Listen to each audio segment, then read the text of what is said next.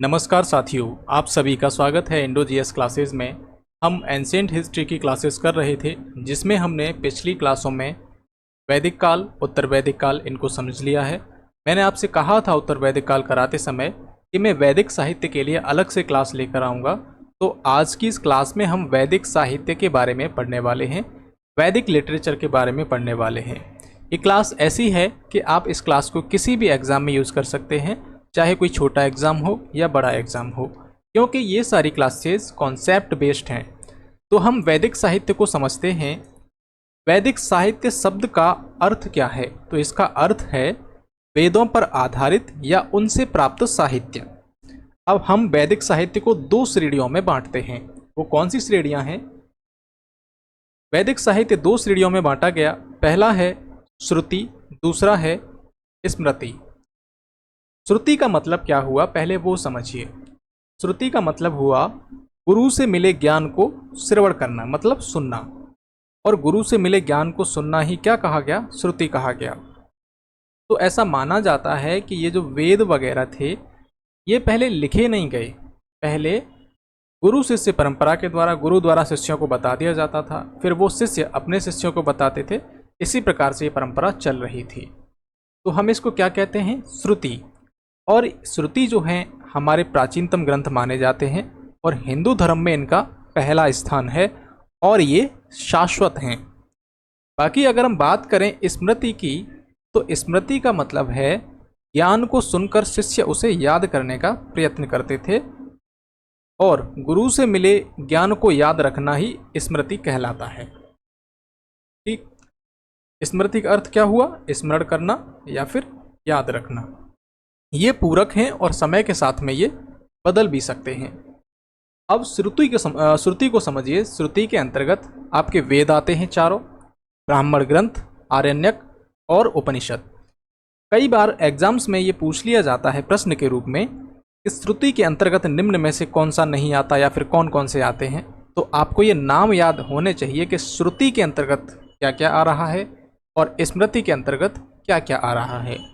तो श्रुति में ये सब आएंगे और स्मृति के अंतर्गत वेदांग, चट दर्शन, पुराण, इतिहास, उपवेद, तंत्र, आगम और उपागम। अब हम इन सब के बारे में, किसके बारे में? इन सब के बारे में आगे डिटेल से समझते हैं। ठीक है, पहले हम वेद समझ लेते हैं। श्रुति को पहले पढ़ेंगे, उसके बाद हम स्मृति को पढ़ेंगे। श्रुति में सबसे पहले हम वेद को समझेंगे। इवन हम वेद के बारे में उत्तर वैदिक काल, ऋग्वैदिक काल, इनमें बहुत सारी बातें समझ चुके हैं। जो बातें बाकी हैं वो मैं यहाँ पर बता देता हूँ। जैसे वेद हमारे प्राचीनतम साहित्य हैं। सबसे प्राचीन क्या हैं? वेद हैं साहित्य के रूप में हमारे देश में। और इनके संकलनकर्ता को महर्षि कृष्ण द्वैपायन वेद व्यास माने जाते हैं।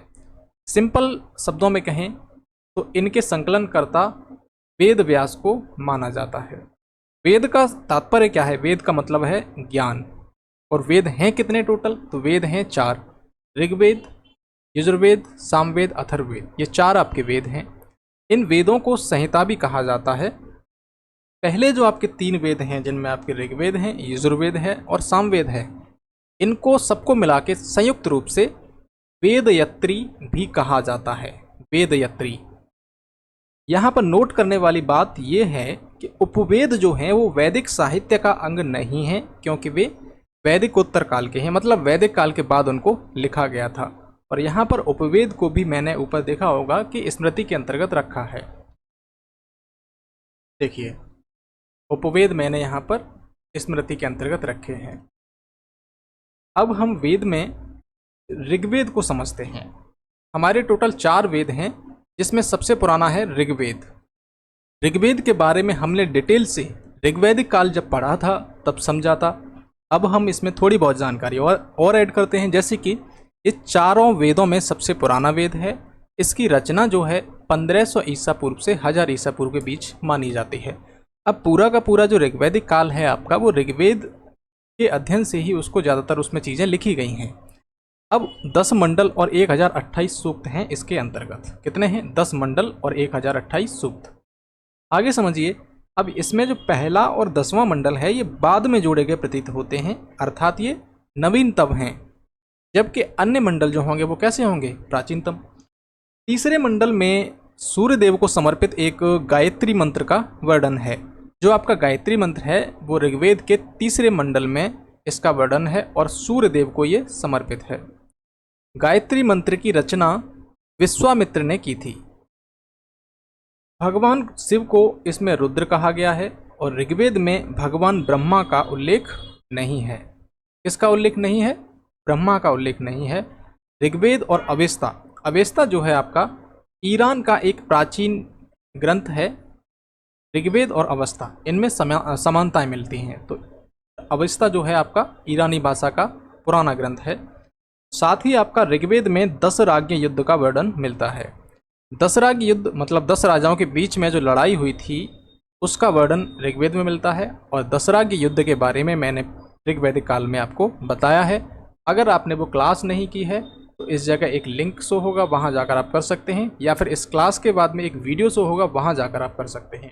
ठीक है, तो सबसे बढ़िया ऑप्शन यही है कि इस क्लास को पहले कीजिए, उसके बाद आप वीडियो के अंत में जो लिंक दिखेगा वहाँ पे क्लिक करके आप उसको देख सकते हैं।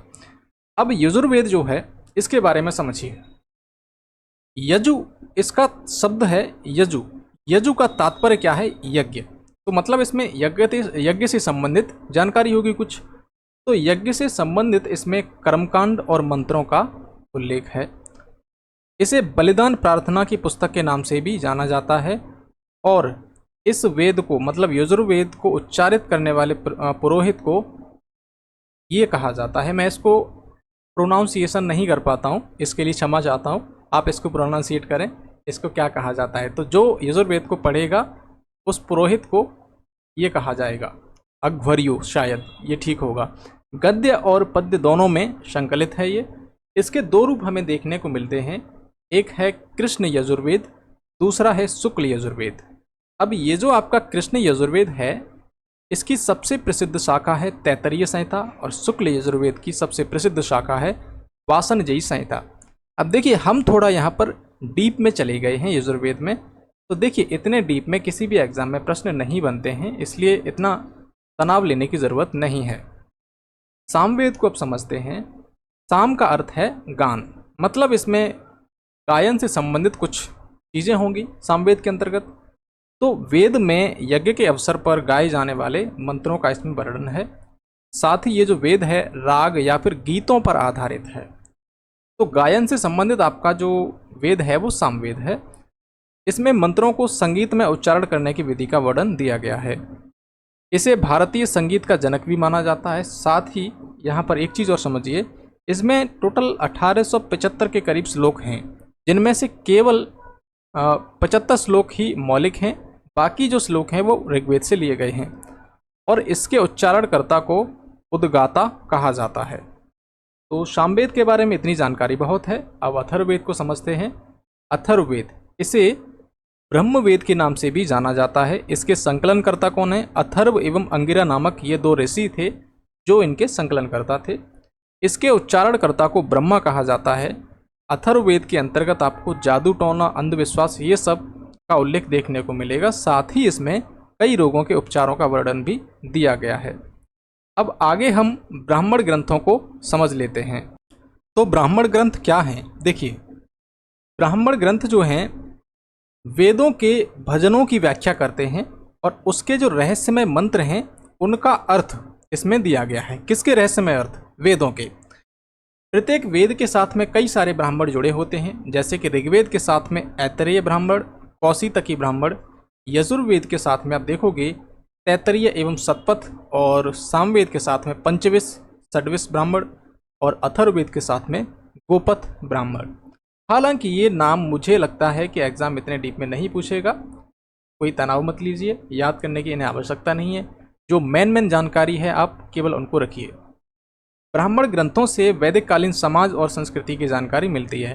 हाँ, अगर आपको किसी को ज्ञान पेलना है जाके तो आप एक्स्ट्रा जानकारी जो मैं बता रहा हूँ वो ले सकते हैं। बाकी जो एग्जाम में पूछी जाती हैं वो इम्पोर्टेंट चीज़ें हैं, उनको याद रखना।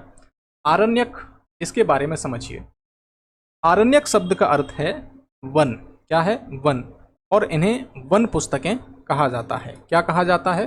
वन पुस्तकें।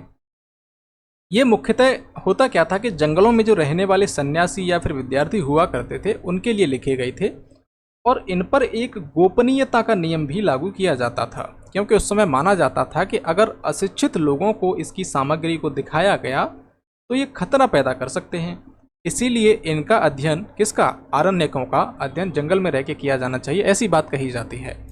अर्थात ये रहस्यवाद और प्रतीकवाद इसकी बात करते हैं। वर्तमान में वेदों से संबंधित 7 आरण्यक ग्रंथ हमारे पास उपलब्ध हैं, जिनमें ऋग्वेद के आरण्यक हैं ऐतरेय, कौशितकी। अब ये 2 नाम आपने ऊपर ब्राह्मण ग्रंथों में भी सुने होंगे, लेकिन ये आरण्यक में भी हैं। यजुर्वेद जो है तैत्तरीय आरण्यक, बृहदारण्यक और मैत्रायणी आरण्यक, 3 नाम ये हैं आरण्यक ग्रंथ के। सामवेद के अंतर्गत जैमिनी और छांदोग्य। अब देखिए, जैमिनी और छांदोग्य इंपोर्टेंट हो सकते हैं, आप याद कर सकते हैं। उपनिषद की अगर हम बात करें तो उपनिषद जो है वैदिक साहित्य का अंतिम भाग है। क्या है? अंतिम भाग है। उप का मतलब होता है समीप और निषद का मतलब होता है बैठना। उपनिषद इसका मतलब क्या हुआ? समीप बैठना। तो ऐसा ज्ञान जो गुरु के समीप बैठकर प्राप्त किया जाता है उसे हम उपनिषद कहते हैं। उपनिषदों को वेदांत भी कहा जाता है। वेदों का अंत जिसका मतलब हुआ, तो वेद का अंत, ये बात इंपोर्टेंट है, पूछी जा सकती है। उपनिषदों को वेदांत भी कहा जाता है, और जनरली इनकी जो संख्या है वो 108 मानी जाती है। अब यहाँ पर कुछ उपनिषद हैं, उनके बारे में मैं आपको समझा देता हूँ। 108 उपनिषद हम नहीं पढ़ सकते ना, तो हम कुछ जो प्रमुख उपनिषद हैं उनके बारे में समझेंगे। पहला आपका यहाँ पर है कठोपनिषद। इसमें क्या मिलता है? यम और नचिकेता के संवाद का उल्लेख है। अब यहाँ पर ये जो मैं बातें बता रहा हूँ ये सारी इंपोर्टेंट हैं, इन्हें याद कर लेना आप। यम और नचिकेता के संवाद का उल्लेख किसमें मिलता है? कठोपनिषद में। और मुंडकोपनिषद जो है आपका अथर्ववेद से संबंधित है, और इसमें यज्ञ जो है उसकी तुलना टूटी हुई नाव से की गई है। मतलब यज्ञ को टूटी नाव के समान इसमें बताया गया है। साथ ही यहाँ पर सत्यमेव जयते जो आपका शब्द है वो भी मुंडकोपनिषद से लिया गया है। अगला है मांडुक्योपनिषद। इसमें ओमकार शब्द का उल्लेख है और शरीर की तुलना यहाँ पर घड़े से की गई है। एक उपनिषद है जिसमें यज्ञ की तुलना टूटी नाव से की गई है, वो कौन सा है? मुंडकोपनिषद। और शरीर की तुलना जिससे घड़े से की गई है वो है आपका मांडुक्योपनिषद। तो इसमें कन्फ्यूजन नहीं रखना है। छांदोग्य उपनिषद, इसका संबंध सामवेद से है। इसमें सत्यकाम जाबाल ऋषि द्वारा ब्रह्म ज्ञान का विस्तार से उल्लेख किया गया है। एक सत्यकाम जाबाल नामक ऋषि हुए हैं, उन्होंने छांदोग्य उपनिषद में ब्रह्म ज्ञान का विस्तार से उल्लेख किया है। साथ ही बृहदारण्यक उपनिषद है जिसमें अजातशत्रु तथा गार्ग्य के रोचक संवाद का उल्लेख देखने को मिलता है। और बृहदारण्यक के अंतर्गत ही महर्षि याज्ञवल्क्य द्वारा अपनी पत्नी मैत्रेयी को दिव्य दार्शनिक संदेश दिए जाने का वर्णन मिलता है। तो हमने प्रमुख उपनिषदों के बारे में समझा जो कि बहुत ज़्यादा इम्पोर्टेंट हैं, इनसे डायरेक्ट सवाल एग्जाम में पूछे जाते हैं। अब हमने श्रुति को पूरा पढ़ लिया है। श्रुति में आपने वेद, ब्राह्मण ग्रंथ, आरण्यक, उपनिषद इनको समझा। अब देखिए वेदांग को समझते हैं स्मृति के अंतर्गत। वेदांग है वेदांत नहीं, वेदांग, ठीक है। वेदांत उपनिषद का दूसरा नाम है, हम वेदांग पढ़ेंगे। तो देखिए वेदांग जो हैं वैदिक ग्रंथों को समझने के लिए इनकी रचना की गई थी। मतलब वैदिक ग्रंथों में जो मंत्र हैं वो बहुत ज़्यादा जटिल थे, तो इनको समझने के लिए कुछ ग्रंथ लिखे गए जिन्हें वेदांग कहा गया। इनकी कुल संख्या 6 है। वो कौन कौन सी है? तो देखिए शिक्षा, कल्प, व्याकरण, निरुक्त, छंद और ज्योतिष। तो ये आपके 6 वेदांग हैं। ये जो वेदांग हैं इनसे डायरेक्ट सवाल एग्जाम में पूछे गए हैं और आगे भी आते रहेंगे। जैसे कई बार पूछा जाता है कि निम्न में से कौन सा एक वेदांग नहीं है। कुछ 4 ऑप्शन होंगे जिसमें से किसी एक को गायब कर दिया जाएगा इनमें से। तो आपसे ऐसे प्रश्न पूछे जा सकते हैं। तो अब इनका अर्थ क्या है वो समझिए। तो शिक्षा, इसका अर्थ है वेद मंत्रों के उच्चारण करने की विधि इसमें बताई गई है। स्वर, वर्ण आदि के उच्चारण प्रकार की जहाँ शिक्षा दी जाती है उसे शिक्षा कहा जाता है। अगला है कल्प। तो वेदों के किस मंत्र का प्रयोग किस कर्म में करना चाहिए, ये बात बताई गई है आपकी कल्प के अंतर्गत। और इसकी 3 शाखाएं देखने को मिलती हैं, श्रौत सूत्र, गृह सूत्र और धर्म सूत्र। व्याकरण को समझिए, इसे वेदों का मुख भी कहा जाता है। वेरी इंपॉर्टेंट पॉइंट है ये। वेदों का मुख किसे कहा जाता है? व्याकरण को। इसमें क्या है? वाक्य निर्माण से संबंधित बातें हैं। प्रथम व्याकरण ग्रंथ जो है उसके रचयिता कौन थे? पाणिनि थे। अगला है निरुक्त। इसमें शब्द की व्युत्पत्ति का शास्त्र है। ये क्या कहा जाता है? ये शब्द की व्युत्पत्ति का शास्त्र कहा जाता है निरुक्त को। छंद के बारे में बात करें हम तो छंदों के मंत्रोच्चारण के लिए आघात और लय से संबंधित बातें इसमें आपको देखने को मिलेंगी। ज्योतिष, जब भी हवन वगैरह होता है तो उसमें क्या देखा जाता है? टाइम देखा जाता है, काल देखा जाता है। तो काल को निर्धारित करने वाला वेदांग है आपका ज्योतिष। ठीक है, इसकी रचना किसने की थी? तो लगदाचार्य ने इसकी रचना की थी। तो वेदांग हमने समझे कितने हैं? टोटल 6। अब हम पुराण को समझेंगे। पुराणों की रचना किसने की? तो ऐसा माना जाता है कि पुराणों की रचना ऋषि वेदव्यास ने की थी। कई जगह आपको पुस्तकों में उग्रश्रवा एवं लोहमर्षण नामक 2 ऋषियों के नाम मिलेंगे, वो भी सही हैं और उनको भी सही माना जाता है कि क्योंकि उन्होंने भी पुराणों की रचना की। उनका लेखन जो है, मतलब पुराणों का लेखन जो है 4 से 5वीं शताब्दी ईस्वी के बाद आसपास हुआ है और कुछ मामलों में इसका बाद भी रचना हुई है इनकी।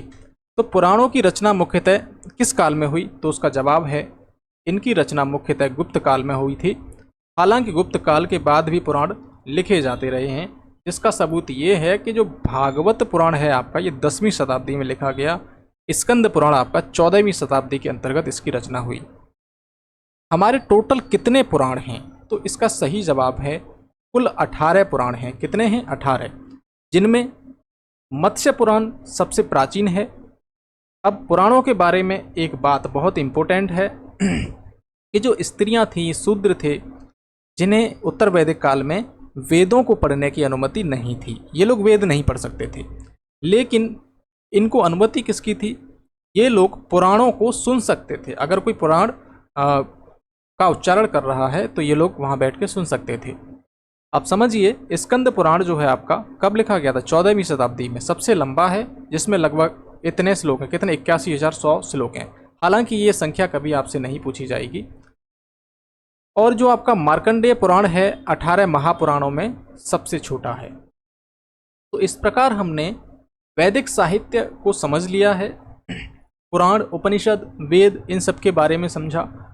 इन सब के बारे में कुछ बातें हमने वैदिक काल, उत्तर वैदिक काल पढ़ते समय समझी थी। आशा करते हैं आपको ये सारी चीज़ें समझ में आई होंगी। और अगर आपको ये वीडियो अच्छा लगा है तो वीडियो को लाइक करें, साथ ही इस चैनल को भी सब्सक्राइब करें, जिससे कि नए क्लास के नोटिफिकेशन आपको तुरंत मिल सकें और आप क्लासेस लगा सकें। अगर आप शौक़ रखते हैं प्रैक्टिस सेट लगाने का, जीके के प्रैक्टिस सेट लगाने हैं, तो मैं डेली एक क्लास करीब 50 प्रश्नों की कराता हूं, जिसमें बहुत ही इंपॉर्टेंट प्रश्न डाले जाते हैं। वहां जाकर आप डेली उन प्रश्नों को देख सकते हैं, अटेम्प्ट कर सकते हैं, जिससे कि आपके एग्ज़ाम में जो आपकी एक्यूरेसी है वो बढ़ सके। तो मिलता हूं आपसे मैं अगले वीडियो में। तब तक के लिए आपका बहुत बहुत धन्यवाद। पढ़ते रहिए और आगे बढ़ते रहिए।